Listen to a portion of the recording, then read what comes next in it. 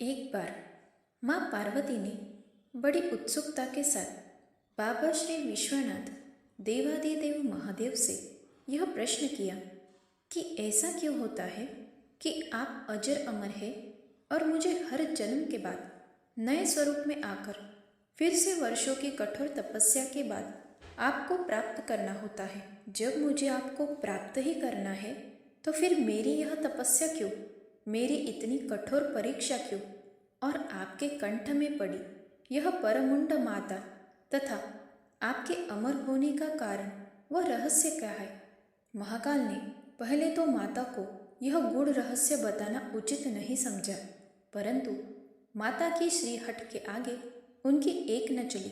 तब महादेव शिव को माँ पार्वती को अपनी साधना की अमर कथा, जिसे हम अमरत्व की कथा के रूप में जानते हैं, इसी परम पावन अमरनाथ की गुफा में कही।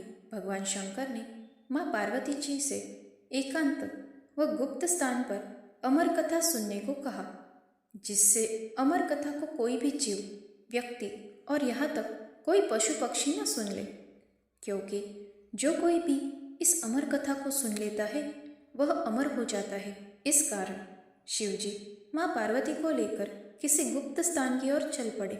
सबसे पहले भगवान भोले ने अपनी सवारी नंदी को पहलगाम पर छोड़ दिया।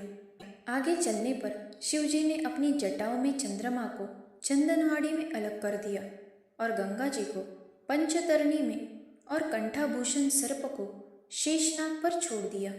इस प्रकार इस पड़ाव का नाम शेषनाग पड़ा। आगे की यात्रा में अगला पड़ाव गणेश टाप पड़ता है। इस स्थान पर बाबा ने अपने पुत्र गणेश को भी छोड़ दिया था, जिसको महागुणा का पर्वत भी कहा जाता है। पिस्सू घाटी में पिस्सू नामक कीड़े को भी त्याग दिया। इस प्रकार महादेव ने अपने पीछे जीवनदायिनी पांचों तत्वों को भी अपने से अलग कर दिया। इसके साथ माँ पार्वती संग एक गुप्त गुफा में प्रवेश कर गए। फिर शिवजी ने जीवन की अमर कथा माँ पार्वती को सुनाना शुरू किया। कथा सुनते सुनते देवी पार्वती को नींद आ गई और वह सो गई, जिसका शिव को पता नहीं चला। भगवान शिव अमर होने की कथा सुनाते रहे। इस समय दो सफेद कबूतर श्री शिवजी से कथा सुन रहे थे और बीच बीच में गू गू की आवाज निकाल रहे थे। शिवजी को लग रहा था कि माँ पार्वती कथा सुन रही है और बीच बीच में हुंकार भर रही है। इस तरह दोनों कबूतरों ने अमर होने की पूरी कथा सुन ली। कथा समाप्त होने पर शिव का ध्यान पार्वती माँ की ओर गया, जो सो रही थी।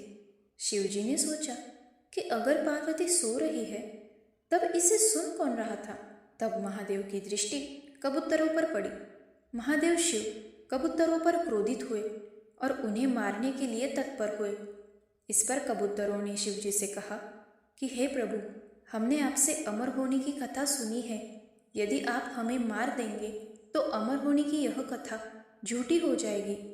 इस पर शिवजी ने कबूतरों को जीवित छोड़ दिया और उन्हें आशीर्वाद दिया कि तुम दोनों सदैव इस स्थान पर शिव पार्वती के प्रतीक चिन्ह के रूप में निवास करोगे।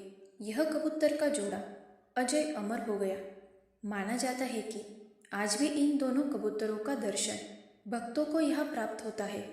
इस तरह से यह गुफा अमर कथा की साक्षी हो गई व इसका नाम अमरनाथ गुफा पड़ा।